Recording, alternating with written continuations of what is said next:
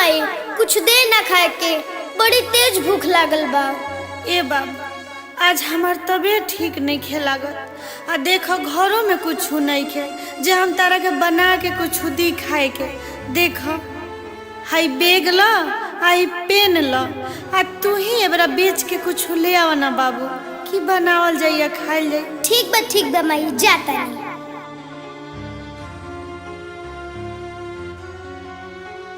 ए सर जी हैली ना एगो पेनवा ले ली, हमरा बड़ी तेज भूख लागल बा, खाली एगो ले ली।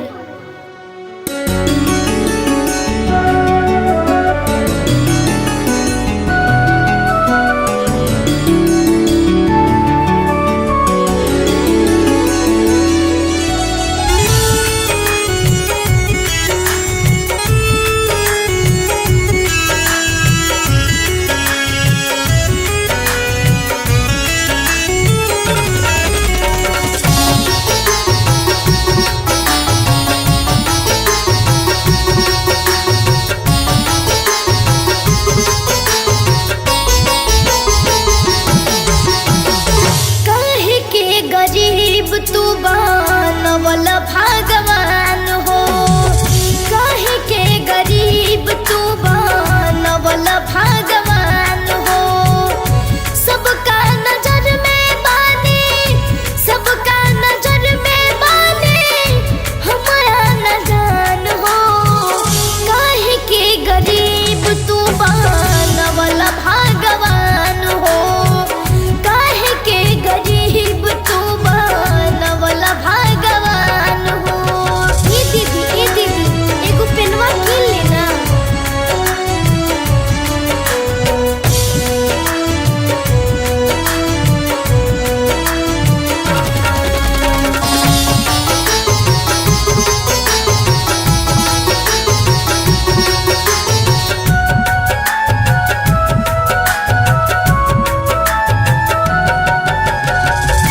समझे न केहू हमके तनिको करीब से, भागेला सभे लोगवा दूरे गरीब से।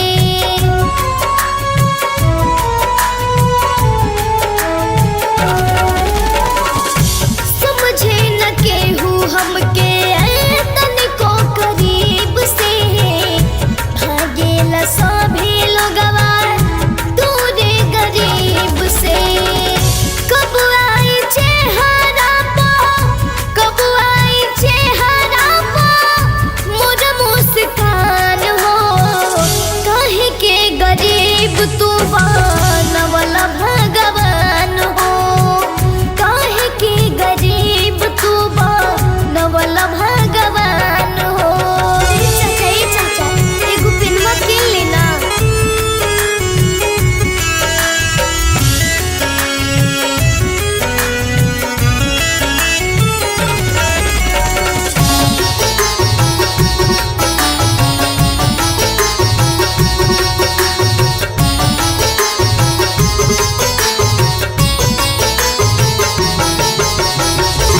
घर दुआर के बाना ही ठिकाना, ओ सतानी पेट अपन बेच पिन रोजाना।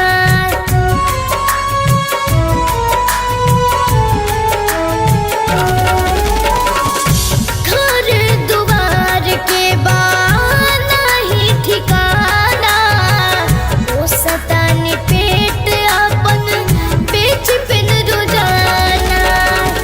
संगीत सोनू अरियन, संगीत सोनू अरियन नव पहचान हो।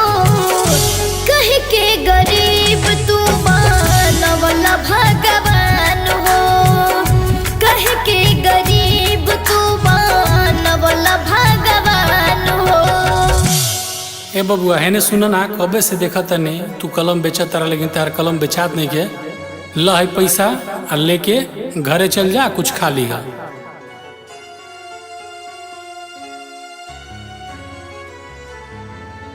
ए माई हई देखा ना, हम खाना लेके आ गए नी। चल दोनों माई बेटा मिलके खा ली हल जाई।